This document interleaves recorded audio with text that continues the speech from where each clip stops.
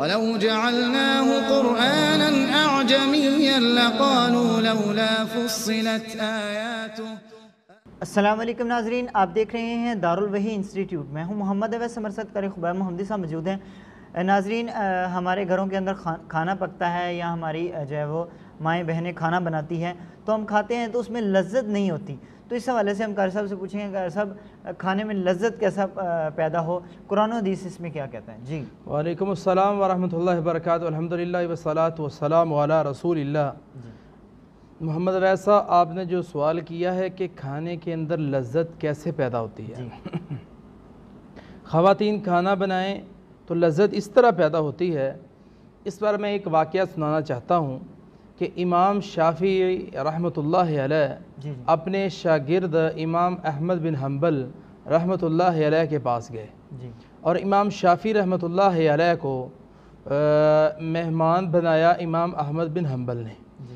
کہا اپنی بیٹی سے، بیٹا کہ آج ہمارے گھر کے اندر وہ مہمان آ رہے ہیں کہ جو ان کے اندر دو کوالٹیاں پائی جاتی ہیں۔ نمبر ایک، وہ کھانا کم کھاتے ہیں، نمبر دو، وہ تہجد کے بہت زیادہ پابند ہیں۔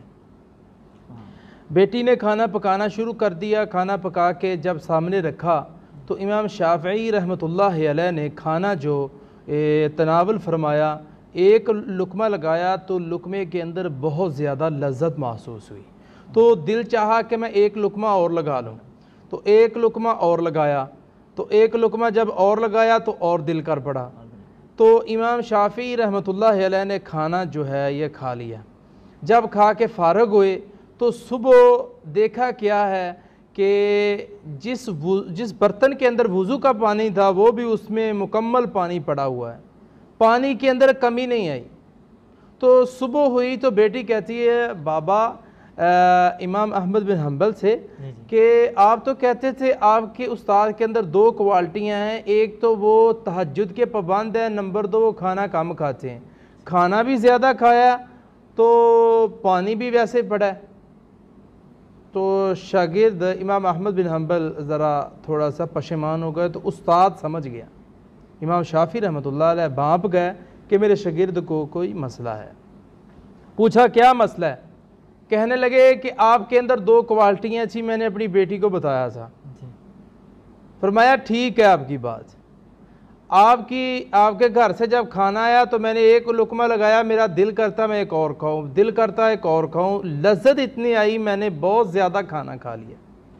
اور دوسری بات یہ تھی کہ میں نے وضو نہیں کیا، تو یہ مسئلہ یہ ہے کہ میں نے رات کا جب کھانا کھایا اتنا لذیذ اور اتنا مزیدار تھا کہ میں نے رات کے وقت بیٹھ کے ایک حدیث کے اوپر استنباط کرنا تھا مسئلے کو، تو مجھے ساری رات اتنا مزہ آیا اس کھانے کا، اور اس کھانے کی تاثیر اتنی طاقتور تھی کہ پوری رات میں نے بیٹھ کے مسائل 90 ایک حدیث سے 90 مسائل میں نے اخذ کیے، اور جب تہجد کا ٹائم ہوا تو عشاء کے وضو والا جو نظام تھا، وضو تھا عشاء والا، اسی وضو کے ساتھ میں نے نماز تہجد ادا کی۔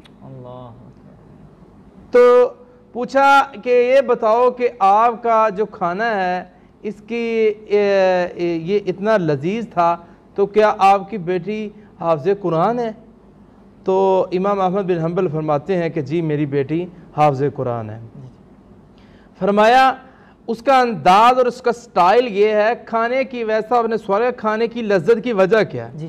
فرمایا لذت کی وجہ یہ بنتی ہے کہ جب وہ میری بیٹی کھانا پکانے کے لیے چمچ ڈال دیتی ہے نا، چمچ ڈالنے کے فوراً بعد وہ قرآن مجید کی تلاوت شروع کر دیتی ہے، اور جب کھانا پک کے تیار ہو جاتا ہے اس وقت 5 پارے منزل الحمدللہ میری بیٹی پڑھ لیتی ہے۔ اس 5 پارے کی وجہ سے اللہ پاک نے اتنی تاثیر پیدا کی ہے کہ امام شافعی رحمۃ اللہ علیہ جیسا انسان بھی ساری رات حدیث پر عمل کرتا رہا، حدیث سے مسائل اخذ کرتا رہا، نیند نہیں آئی، حدیث کی تاثیر بڑھ گئی اور توجہ بڑھ گئی، حدیث کے معاملے میں لذت بڑھ گئی۔ یہ کھانے کے اندر لذت کی وجہ یہی تھی کہ قرآن مجید کے 5 پارے پڑھے گئے ہیں۔ یہی وجہ تھی جس کی وجہ سے اللہ رب العالمین کھانے کے اندر برکت اور لذیذ کر دیتا ہے۔ اللہ رب العالمین ہمیں عمل کی توفیق عطا فرمائے۔ بہت بہت شکریہ جی ناظرین، ماشاءاللہ ہمیں جو ہے وہ قاری صاحب بہت ہی پیارا ٹاپک ہمیں سمجھا رہے تھے اور بتا رہے تھے، تو اللہ تعالی ہمیں عمل کرنے کی توفیق عطا فرمائے۔ انشاءاللہ پھر حاضر ہوں گے، تب تک کے لیے ہمیں اجازت دیجیے، اللہ حافظ۔